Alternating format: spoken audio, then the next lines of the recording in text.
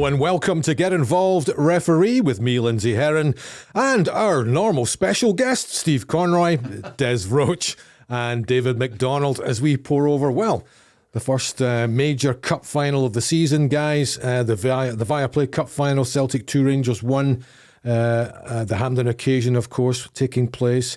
Nothing really of any note, Steve, in that match. Quite a remarkable performance, really, wasn't it? Absolutely nothing. Nothing of, well, other than a victory for the other mob. Absolutely nothing much to speak about. And that's, I know we've talked here about how different, and we had, Mr. Haitley and Mr. Donnelly last week. Mm-hmm. What a different world from the Celtic Rangers games they played in. But again, played like gentlemen throughout, spectacular. And I have to say, spectacular again, spectacularly well handled by Nick.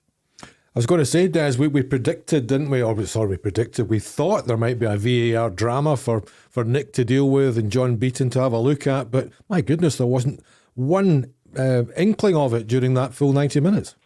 No, absolutely not. And I can only echo what Steve said. I thought Nick handled the game absolutely perfectly. VAR wasn't needed, thankfully. So I think everyone was anticipating the first final with it for that to raise its ugly head. But no, all major decisions called correctly, all players accepting of those decisions, and Nick reinforcing why he is currently the best referee that we have in Scotland. I think it was about an hour into the game, Steve, before we even get the first yellow card of the contest. I mean, that wasn't heard of about 15, 20 years ago, was it? Oh, no, absolutely not. It might have been an hour before the first stretcher get brought on, but absolutely not. It's a different world. And congratulations to Nick, and congratulations to every one of the players and the backroom staff from both teams as well. For that game that's going to be watched by millions worldwide, and to show that you can have a game without people kicking each other and without diving all over the place. Just well done to everybody. And the beauty of it was that even the players were quicker to react than VAR in one instance early in the first half, eh? Who needs VAR when you've got Kyogo? It was a remarkable situation. I know, amazing. I bet you John was breathed a sigh of relief up there. But yeah, again, and fair play to everybody. It's obviously how it's ingrained to them now that they do it in the right manner. And Mr. Beale got it the other week, and now it's Kyogo's turn for it. Yeah, what a different world. It was a good bit of sportsmanship, Des, wasn't it? I mean, Kyogo's running through, he clashes with Alan McGregor. The Celtic end are going ballistic, screaming for a penalty because it's at the other end, of course. But my goodness, the striker got up right away and, sort of motions to the referee that Alan McGregor got the ball. I think it's probably the first time in history of an Old Firm game that a player's not claimed for a penalty and there's been contact. Is that a different culture that we're seeing? Because obviously Kyogo not being ingrained in it from these shows. But no, absolutely correct. It wasn't a penalty kick. Kyogo's done the right thing. He's got up. He's got on with it. So that's Rangers done it a couple of weeks ago. Celtic done it yesterday. It's a total sea wash, I think, that we're experiencing at this moment in time. But no, fair play to him. Fair play. Absolutely. But one of your bugbears, of course, is simulation, and there was a little bit of that yesterday. Leo Labada coming on as a sub and kind of flinging himself into the box, Des. Yes, and I will be consistent as a bugbear of mine, and I would have a retrospective punishment for it. I think it's a red card. If you are blatantly cheating, then that's exactly what Abada was trying to do. I think he almost looked sheepish when he got it because he accepted the card without any issue, but we've just got to get it out. And whether it's for a Celtic player, a Rangers player, a Dunfermline player, yeah, I'm not going to change my stance on it. I think a simulation for blatant cheating should be a red card. And Nick, to his credit, got it correct, but that was because of his positioning, his reading of the play, and his consistency of decision making. So well done. Yeah, I was going to say, Steve, he was right on the money there, Nick. He was close to where it all happened, and he didn't hesitate. He was effective in his actions very quickly. Oh, absolutely, and he was like that all day. He was, not once was he even in a position to miss anything, and that's not luck. That's That's skill, that's practice, and that's years and years of honing his skills. He just had a fantastic game all round, and nobody could complain because he was right on it. That's two high-profile ones, because the first game he did was in the COVID season, of course, with no fans there. Different dynamic, rather. And he's handled them both very well. You think this augurs well now for his future in terms of UEFA competition? Oh, I don't see how it can do otherwise. He's certainly cemented his place as our number one, you know, far and away the best that we've got just now. And I'll stop mentioning Bobby, but since Bobby left, Nick's taken over the mantle. And the SFA, if they have any sense about them at all, will be pushing Nick as far and as fast as they can. He's shown now that he's up to the toughest game you get. You don't get a harder game than a Celtic Rangers Cup final. He handled that with aplomb, so I can't think of a game that he's not suitable to do now. And the SFA would be mad if they weren't pushing him as far as they can. And I have absolutely no doubt that UEFA will be watching that game anyway. So it won't need, hopefully it won't just need us to be pushing it. UEFA will see that they've got a star on their hands. Steve, is this not the best time to introduce full-time referees? Put Nick Walsh up there as your shining example and go, this is what it takes to get here, but he's a full-time referee because that can inspire other people. And he's as full-time as you get up here. I don't know that there's much anticipation or much fervour for being a full-time referee. Certainly I haven't heard any talking about it.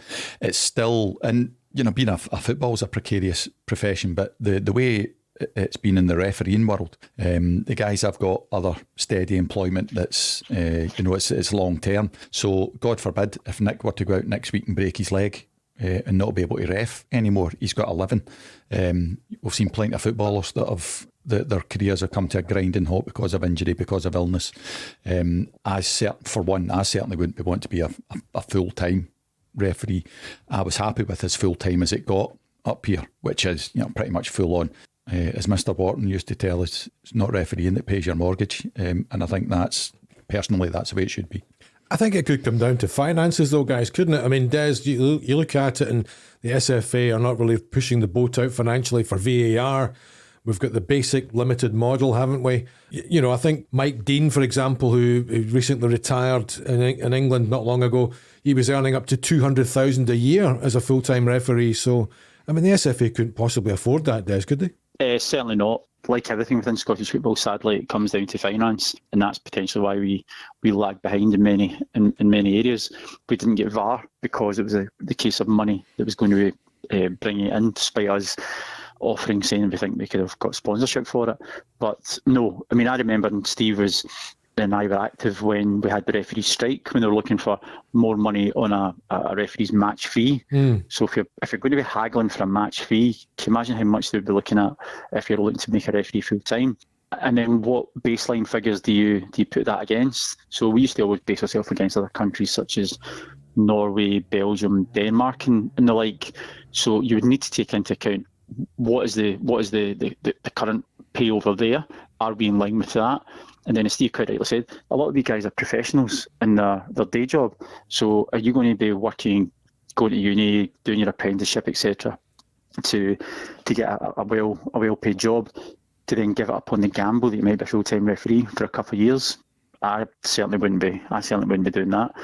As Steve again quite rightly said, football's not going to pay your mortgage. Yes, it's you're handsomely rewarded, but you've also got a life after football as well. So for that short window, I don't see too many referees up here taking that gamble, and I certainly don't see the Scottish FA coming up with the money to make referees full time. They would have to come up with some sponsorship package, I suppose, David. I mean, you look at it and they haven't really exploited commercial values, have they, or VAR either? We discussed that before. I mean, the thing is, I think Serie A, for example, it's about €5,000 a game for these guys. I mean, that's big money. Obviously, I don't know, like you say, how would you finance it in Scotland? Are they full-time in Italy? Yeah. Full-time in Italy, full-time in France, full-time in England, full-time in Portugal. So it does work. It can work. Oh, yeah. I mean, the model's there for it to work. I just don't understand why they're not doing it. And this is a great time to embrace that moment when you've got a young referee like Nick coming through who can inspire other younger generations to go, do you know what, I want to be a referee when I'm older, understand the implications of injuries. But you can't get insurance against that these days. There are companies that, you can get insurance should you suffer an injury that prevents you from working or your profession the rest of your days. I just think it's one of these things, as football fans, we've been screaming about it for ages. Why don't we have full-time referees? Because it would make them better. I'm not entirely sure it would make them better. It would make them fitter. It would make them much fitter. And you'd get to Ross County on a Tuesday night for an evening kick-off much easier than you would do with me having to negotiate with my GP partners to let me off at lunchtime. So it would take away all of that, absolutely, but I'm not entirely convinced it would make them better. And for the best will in the world, until there is a sea change at FIFA or UEFA, until Nick can transfer to England, no matter what we think, Scotland will not come up with the money to have full-time referees. And if you're saying Mike Dean was on 200k, that's a pipe dream up here, not a hope. It's difficult to quantify. I mean, I don't know if you've spoken to any colleagues in England or not, or whether they think that the standard's improved or not, or like you say, they get more time, they can look back at some of the problems that have existed in the season, can analyse mistakes and analyse things that went well. Well, I've had discussions on the back of our presentations here. I've had discussions with people down there talking about what little regard English referees are held in currently. So there you've got Mike Dean making $250,000 a year, but the English up until recently still couldn't buy a place in the later stages. So there's no guarantee that even if you were full time, that your stock would rise any higher. Okay. And I still don't think, not in a month of Sundays, would the SFA or Scotland fully fund, say, 8 people on $250,000. Not a chance. Might be a good proposition, but talk till the cows come home. That's not going to happen. No, absolutely not. The one thing I suppose, Des, and we go back to the beginning of this segment of the discussion, that Steve was talking about Nick having the opportunity to do better in European football next year. Had we not brought in VAR this year, then that would make him further down the pecking order, wouldn't it? Because you cannot operate in Europe unless you're working working with VAR every week. Yeah, and again, as we've probably mentioned previously, I think that was one of the contributing factors to VAR coming in quicker, whether that's coming from the referee department lobbying for it to come in quicker to help our referees to get there, or whether it's from teams. Now, I don't think it's from teams because it's going to be costing them money. But if we didn't have VAR, then Nick wouldn't have that opportunity. But as we've already said, Nick's just went and refereed a Celtic versus Rangers Cup final, which is under massive scrutiny. It doesn't matter if it's a cup final or not, it's under massive scrutiny. He's came through it glowingly. Absolutely not one major decision did he get wrong. That is obviously going to then say that, in my opinion, that if he can referee that, he can referee any game. And what he needs done now is we need lobbying from the SFA, from SFA power makers who are involved in UEFA. Get his name out there, get his name drummed up, give him that opportunity, get good mentoring, get good leadership, get good educational support, because he's young, he's fit, he's obviously talented, he's risen to the top of the game in our current domestic league, so we've got to give him that opportunity. How many countries, if you think of Portugal, Belgium, etc., they would die to have a fixture like the Old Firm that has the eyes of the world on it, and just a young Glasgow-born guy who's been through that game seamlessly. So, yeah, he's got to be given every opportunity. Not every opportunity to fail, but every opportunity to succeed. Absolutely. Does that mean Nick goes for a double? Is he getting the Scottish Cup as well, Steve? And we talked about, and maybe there are things changing, who knows, that he got this final despite having a semi-final. So, who knows? Yeah. Why wouldn't you anyway? I don't get the whole fact of let's give everybody a go at it. No, let's put the best guy in charge. That way you're not going to be criticised. Look at the podcast now. We're sitting here talking about how magnificent a game Nick Walsh had. That's what we want to be talking about. We don't want to be talking about the controversial VAR incidents or the missed penalty and this, that and the other. We're talking about how great he is as a referee. Absolutely. So let's continue. Let's have us continue talking about this in the future. As it should. The best person should always get the biggest games. We all have been involved with the SFA long enough that isn't a guarantee, but they have changed. I can't remember the last time somebody did the final after doing one of the semi-finals. Yeah. So who knows? But there will have to be some Damascus changes in some of the performances for anybody else to be in a sniff of getting the other final. I mean, that's why you and Des are here, because me and Lindsay had a conversation on who's the best retired referees in the market, and your two names came up, top of the list. You're back to finance. We're the cheapest. See if you think about it, referees are the same as a player, right?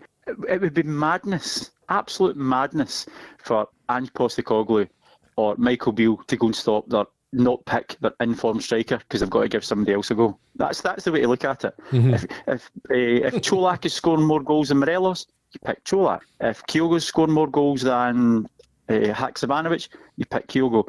If the best referee's performing and it's Nick Walsh or it's Des Roach or it's Steve Conroy, then you give them the better games. That's the way it's got to be. You don't drop the man in form. And I'm saying that's tongue in cheek, by the way, saying that Steve Conroy was the best referee. So, for certain games, I certainly was. Exactly. I don't think Haksabanovic is going to trouble Kyogo anytime soon, given the two chances he missed at the end of the game in that final. Well, no, I'd be in my shout going with that logic. Absolutely. Very interesting stuff. We'll see how that develops with Nick. Great to see him having such a good game. There weren't too many other talking points across the board, really, in the SPFL over the weekend either. But one sort of moment that's kind of dividing opinion was the red card for Dan Phillips of St Johnstone against St Mirren, where he caught Ryan Flynn. And when the camera is frozen, it looks absolutely horrific, Steve, as Phillips' right foot comes down on top of his ankle, and it looks as if it could be a leg breaker. It does look like a leg breaker, and when you see the angle that his leg ended up at, then God alone knows how that didn't break. I think that was a horrible tackle, and we'll say that we know he's not like that, the young man, but that was a horrible tackle. But I have to say, hands up, that I'm saying that with the benefit of seeing VAR, because on first viewing, the same view that Craig Napier got, that was a yellow every day of the week. So there again, and it was relatively quick compared to some of the 7 minutes that we've had. That's how VAR's meant to work. And they got the right decision eventually. I think it was a horrible tackle, but I would have cautioned them as well. So I'm with Craig on that. Des, I don't think you believe that it might have been a red. I'll justify it. I agree that the red card was a correct decision. I feel heartbrokenly sorry for the St Johnstone player, because the way he's taken the touch on the ball and he's turned, it's almost been unfortunate that the Smurn players got underneath his foot, and it sounds stupid to say this, he's got his leg underneath the St Johnstone player's foot as the St Johnstone player, Daniel Phillips, has turned round to take the ball in a natural manner. And I don't think there's any malice, I don't think there's any intent, but when you look at the shape of the leg and how he's come away, and thankfully there's no broken leg or broken ankle, thankfully for that, I just find that it's a correct red card on the viewing of it. But I actually felt sorry for the player, because I don't think there was any intention there. It was just a natural way that his foot was in the air, it's going to come down, and the St Mirren players almost created that contact. I would have like Craig and like Steve. Yeah, I think a yellow card on first viewing, you would go, okay, fair enough. But you could even see the shock in the St Johnstone player's face when he got the red card, because he didn't mean it. But I think even he will accept it, that it was a red card for that decision, as much as it was unmeant. I think that was the view across the football board, if you like, Steve. Ex-players, Callum Davidson, the fellow St Johnstone players. Oh, that's never a red card. I mean, he didn't mean it. I mean, it could have broken the guy's leg. Does that mean if you kick someone in the head accidentally, you don't get sent off, or you poke someone and knock their eye out? I didn't mean it. No, I agree completely. And, we've just talked about there why I'd be loath to become a full-time ref the first game you do, and you've got a leg breaker. In this day and age, you recover from these things, but not everybody recovers fully. So that boy there, that was a potentially career-ending tackle. It was horrible. Whether it was, the intent was there to maim, obviously I don't think so, but it was certainly a red card. And no offence to them, but for some of the St Johnstone people to come out and say that they're baffled, they're clearly not looking at the same thing as I am, or they're just playing to their own audience. It was a red card, but I'll say again, in Craig's defence, first time I saw it, it was a caution. And they've appealed it, Des, so it'll be interesting to see how the panel views that one. We've had a few split decisions by the panel in the last few weeks in terms of rescinding or upholding red card decisions. I think I would bet pretty strongly that will be upheld. The red card will be upheld on that one. Just one more little call, and just to clarify it, the offside rule for our listeners. There was an incident in the Ross County Dundee United game which absolutely proved disastrous for poor Liam Fox, who's lost his job in the back of that 4-0 defeat. So can I just say that Steve predicted that yesterday before he was actually terminated? Well, he wasn't terminated, was it? It's a mutual agreement. Yeah, Did you not see in the group chat yesterday? Uh-huh. Yeah, yeah. You got good inside information, Steve. I either made it up or I've just seen some hoax that was removed the instant I saw it. You should take credit and just say I got great contacts. Okay, I knew it was coming. Let's be honest, I don't think you needed Mystic Meg to realise that Liam Fox was going to get jotters after it. Mystic Steve.